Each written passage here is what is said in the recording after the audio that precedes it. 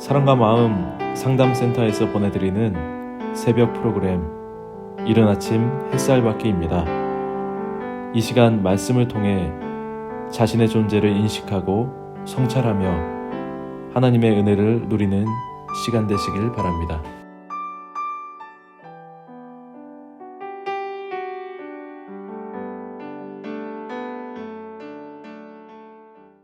지금까지 우리는 삶의 생존과 영원 생명의 조건인 돈 그리고 믿음이라는 주제로 이야기를 나누고 있습니다. 부자가 되고 싶은 아들에게 라는 소주제로 아브라함을 아버지라고 부르는 두 아들에 대한 이야기를 나눴습니다. 하나는 진짜 자색옷을 입고 연락을 즐기는 부자 아들이 있었고요. 그 부자 아들, 그 상에서 떨어지는 밥상에서 떨어지는 부스럭이라도 얻어먹고 싶어서 그래야 사는 그런 거지. 아픈 데를 개가 와서 하려는 그런 거지 나사로. 두 아들이 있었습니다. 근데 이 두 아들이 아브라함을 아버지라고 부르는 두 아들, 그 아들이 하나는 천국에 가고 하나는 지옥에 가는 이야기. 부자는 지옥 가고 가난한 거지 나사로는 천국에 가 있다. 이게 뭔 얘기일까요? 이게 자기의 의, 믿음의 의가 설명을 드렸습니다. 그리고 노동의 목적에 대한 얘기를 하면서 도둑이라도 살아야 하는 삶의 모습에 대한 얘기를 했습니다. 불로소득, 도둑질하는 것이 노동이죠. 근데 사실은 자기 손으로 일을 해서 도리어 남을 좀 도와주라 이런 이야기, 말도 안 되는 성경의 이야기, 이게 무슨 얘기일까 라는 얘기를 또 말씀드렸습니다. 그리고 하나님과 돈, 즉 하나님과 재물, 우리는 선택의 기로에 있다. 우리는 하나님과 재물을 겸하여 섬길 수 없는데 우리는 하나님을 섬기면서 재물을 원한다는 것이죠. 근데 하나님은 그럴 수 없다는 거예요. 어느 쪽이든지 선택해라.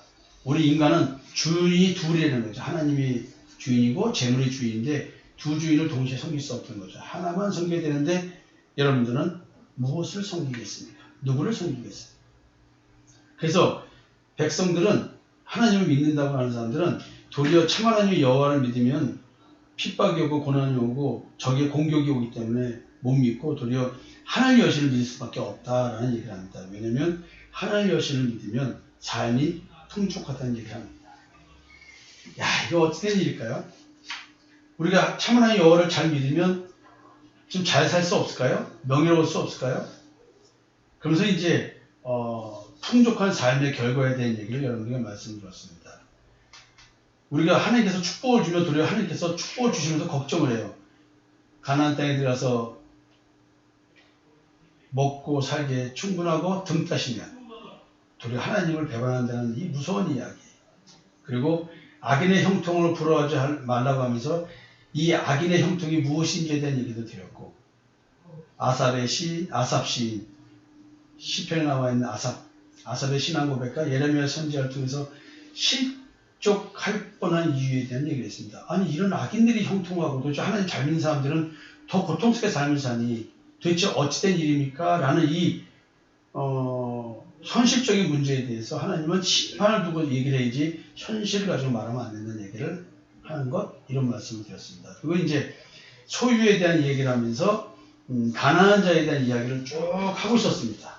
그리고 성경 구절에 나와 있는 말씀들을 하나하나 살펴보고 있었습니다. 오늘이 이제 그 마지막 시간이 될 것 같습니다. 하나님과 재물을 겸하여 섬길 수 없다는 말씀을 기억하시고 그리고 성경에서 말하는 가난한 자의 의미가 무엇인지 여러분들은 이미 들으셨습니다.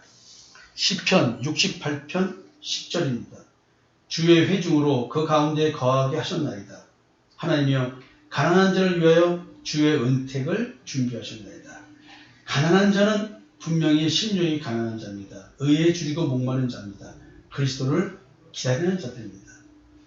행위로 자기의 의를 가지고 하나님 앞에 나아가는 자가 아니라 자기 마음속에 죄가 왕노릇한다는 이 사실을 깨닫고 죄의 집에서 해방되는 것은 하나님께서 보내주신다고 하는 그 그리스도가 오셔야지만 된다는 그 그리스도를 기다리는 신앙, 그 신앙을 가진 자들, 예수 그리스도의 십자가의 대속의 은총을 믿겠다고 기다리고 있는 자들, 그들을 위해서 주의 은택을 준비하셨습니다. 그게 뭡니까? 이게 십자가의 대속의 은총이니까 예수 그리스도 온 걸 말하겠죠. 보내주신다고 하는 거. 여러분 마음에 주의 은택이 생겼나요? 그리스도의 형상이 이루어져 가고 있나요? 가난한 자에게만 생깁니다. 시편 71편 12절입니다. 저는 궁핍한 자의 부르짖을 때에 건지며 도움이 없는 가난한 자도 건지며. 가난할 때는 누구라도 도와주면 좋은데 도와줄 사람도 없다는 것이죠. 참 궁핍한 자, 지금 당장 끼니 먹을 것이 없어서 아기들이 울부짖을 때 그 부모의 심정은 어떨까요? 가끔 제가 고난받고 한 6개월 정도 참 힘들 때가 있었습니다. 중동에 이제 40평짜리 아파트 팔고 중동에 다세대 주택 2층 옥탑방 2층 전세로 가서 있을 때 그때 굉장히 힘들었죠. 그때 갑자기 식구 중에 한 명이 응급실에 갈 일이 있었습니다. 그때 내가 갈 때 어떻게 구해서 주머니에 돈을 몇십만 원 안 가지고 왔으면 큰일 날 뻔했었죠. 마음이 그때 생각하면 참 궁핍한 자의 부르짖음이 느껴지는 그런 상황입니다. 참 이게 우리가 궁핍할 때의 부르짖음, 어디 도움받을 때도 없는 그런 상태의 나의 가난함. 참 잘 먹고 잘 살다가 이런 일 당하면 가장으로서는 참 힘들겠죠. 보이지 않게 원망 어린 눈빛으로 바라보는 것 같은 처자식들, 그 아내와 자식한테 이 아버지로서 남편으로서 얼마나 미안함이 클까요? 그냥 이런 미안함이 아니라 죄송스러움이라는 말이 아니라 정말로 어찌할 바를 모르는 그런 갈림길에서 냉철하게 저는 스스로에게 얘기했습니다. 먹고 살려고 나온 것이 아니라 나는 하나님의 말씀대로 살기 위해서 나왔다. 그래. 내가 이 궁핍함을 도리어 감사하고 도움이 없는 것을 도리어 감사하자. 내가 궁핍함이 있어도 도리어 아직 잠잘 곳이 있고 먹을 것은 있으니까. 내게 줄 도움을 줄 사람이 아무도 없지만 내게 도움을 줄 사람은 하나님밖에 없다. 도리어 하나님의 은혜다. 그리고 그때 그런 고백했습니다. 고난을 설교할 수 있게 해주신 하나님 감사합니다. 이런 얘기도 했습니다. 시편 70편 13절 이어지는 얘기죠. 저는 가난한 자와 궁핍한 자를 긍휼히 여기며 궁핍한 자의 생명을 구원하며. 이 저는 누굽니까? 하나님이죠. 예수님이죠.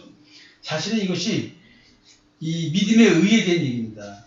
자기의 의를 추구할 수도 없는 그런 존재들, 자기 마음 상태를 보니 죄의 지배받는 죄가 왕노릇하는 그 왕의 집에서 처처한 죄의 종으로 살고 있는 나 자신, 여기서 어찌할 수 없는 나, 이런 내가 가난한 자고 궁핍한 자죠.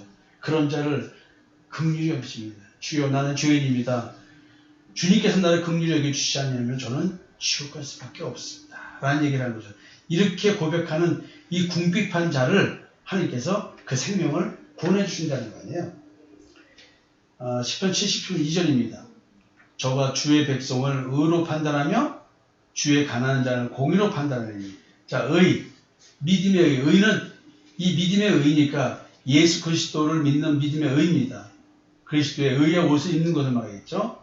그 믿음의 의인지 자기의 의인지 그 의를 판단합니다. 주의 가난한 자, 예수 믿는 믿음 때문에 가난한 자가 된 거죠. 공의로 심판한다는 얘기는 공의는 누굽니까? 예수입니다. 그러니까 내가 믿음이 있는가 없는가로 판단한다는 것이죠.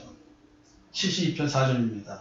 저가 백성의 가난한 자를 신원하며 궁핍한 자의 자손을 구원하며 압박하는 자를 꺾으리라. 여기서 압박하는 자는 율법주의자들을 말하죠. 교권 잡은 자들. 율법대로 살아야 돼 라고 사회 분위기를 만들어가는 사람들. 그들을 꺾으신다고 했어요. 74편 19절입니다. 주의 맷비둘기의 생명을 덤짐승에게 주심하시며 주의 가난한 자의 목숨을 영영히 잊지 마소서. 그러니까 참 맷비둘기 연약한 생명이죠. 이게 가난한 자입니다. 예수 믿는 자들 참 자기 의를 추구하는 자들 앞에서는 참 할 말이 없고 부족하고 부족하되 없는 그런 자로 평가된다는 얘기죠. 의에 줄이고 목마른 자들, 이 생명 주님 지켜달라는 것이죠. 학대받는 자로 북고이 돌아가게 하시고 가난한 자와 궁핍한 자의 자로 주의 이름을 찬송하게 하소서. 시편 74편 21절입니다. 학대받는 자, 이게 율법의 학대를 받는 거죠. 그래서 부끄러이 돌아가게 하지 마시라는 얘기는 믿음으로 구원 받게 해달라는 얘기죠. 가난한 자, 궁핍한 자로 주의 이름을 찬송하게 하소서. 아니, 부자들은 주의 이름을 찬송하지 못하나요? 그룹 회장은 안 돼요? 이게 의미가 다른 거죠. 이게 여러분들 시편 80편 3절 가난한 자와 고아를 위하여 판단하며 곤란한 자와 빈궁한 자에게 공의를 베풀지어다. 아니 뭐 예수님은 뭐 부자는 안 돼요? 부모 있으면 안 돼요? 왜 고아를 위하여 판단해요? 이 고아가 뭐예요? 부모 없는 자식이잖아요. 부모가 없다는 얘기는 뭐예요? 이 땅의 부모예요. 지금 고아라는 것은 하나님 아버지를 찾는 자들을 말하는 거예요. 시편 82편 4절 가난한 자와 궁핍한 자를 구원하여 악인들의 손에서 건질지니라 하신도다. 악인들의 손, 율법주의자들, 자기의 의를 추구하는 자들. 시편 9편 12절 피 흘림을 심문하시는 이가 저희를 기억하시며 가난한 자의 부르짖음을 잊지 아니하는도다. 참 예수 믿는 믿음, 율법 해석을, 성경 해석을 오실이라고 하는 그리스도 중심으로 해석하는 십자가의 대속의 은총을 중심으로 해석하는 이런 사람들, 이렇게 믿는 자들을 핍박한다는 거죠. 이 피 흘리게 만드는 거죠. 시편 9편 18절입니다. 궁핍한 자가 항상 잃어버림을 보지 아니하며 가난한 자가 영영이 실망치 아니하리로다. 그러니까 하나님의 은혜가 늘 있다는 얘기겠죠. 자, 하나님께서는 유다와 예루살렘의 죄와 멸망에 대해 예레미야 선지자에게 계시한 말씀을 모두 기록하고 있죠. 이래 예레미야는 바락을 불러 하나님의 말씀을 또 기록하게 하고 그것을 성전에 올라가 백성들에게 낭독하라고 했습니다. 바룩이 예레미야의 말대로 하자 하나님을 두려워하는 대신들이 바룩을 불러 누가 그 말을 기록하겠는지를 묻고 예레미야와 함께 숨어 있을 때 아무데도 말하지 말라고 하셨습니다. 이 바룩이 이렇게 예레미야 선지자의 말대로 했습니다. 그때 대신들이 절대 말하지 말라고 했다는 거죠. 여호와kim 왕에게 이 글을 또 가져갔죠. 이에 왕은 여후다에게 그것을 읽도록 하였습니다. 여후다가 대신 앞에서 그것을 읽자 왕은 그 두루마리 하나하나를 칼로 잘라서 화로에 집어 던져버렸습니다. 이때 신하들은 불을 살지 말라고 왕에게 간청하였으나 여호야김 왕은 그것을 태운 후 예레미야와 바룩을 잡아라고 명령하였습니다. 그러나 언제나 섬세하시고 인자하신 하나님 아버지께서는 하나님의 자녀인 예레미야와 바룩을 찾지 못하도록 숨기셨습니다. 이에 하나님께서는 여호야김의 행한 일을 보시고 예루살렘에 내려가기로 하셨던 모든 재앙을 내시기로 작정하셨고 결국 유다는 다음 왕 시드기야 때에 가서 망하고 맙니다. 예레미야 36장 20절에서 31절 말씀입니다. 여러분들에게 이제 이 말씀을 하나님과 돈, 재물과 하나님, 돈과 믿음 이런 얘기를 하면서 왜 이 끝에 이런 얘기를 하냐면요. 진짜 바룩이라는 사람의 이름은 축복받은 자라는 뜻입니다. 여호야김이라는 말은 여호와께서 일으키시다이며 유다의 왕 요시아의 아들을 말하죠. 자, 이게 지금 저는 축복받은 자가 누굴까요? 지금 성경을 보니까요. 가난한 자입니다. 궁핍한 자입니다. 여러분 예수 그리스도의 십자가의 대속의 은총을 믿는 사람들, 심령의 가난한 자들, 의에 줄이고 목마른 자들, 가난한 자입니다. 궁핍한 자입니다. 그래서 오늘도 하늘에서 내리는 천상의 떡, 믿음의 양식, 일용할 양식, 그걸 먹음으로써 오늘도 이 가난함이 부유함으로 전환됩니다. 여러분, 우리 다 같이 오늘 바룩이 되었으면 좋겠습니다. 축복받는 자가 되었으면 좋겠습니다. 바락은 예레미야 선지자의 진실한 친구였고 대필자였습니다. 우리가 진짜 축복받는 자가 돼서 오늘 하루 내가 심령이 가난하고 의의 줄고 목마른 가난한 자와 궁핍한 자의 복을 누렸으면 좋겠습니다. 여러분 다 같이 바르게 됩시다.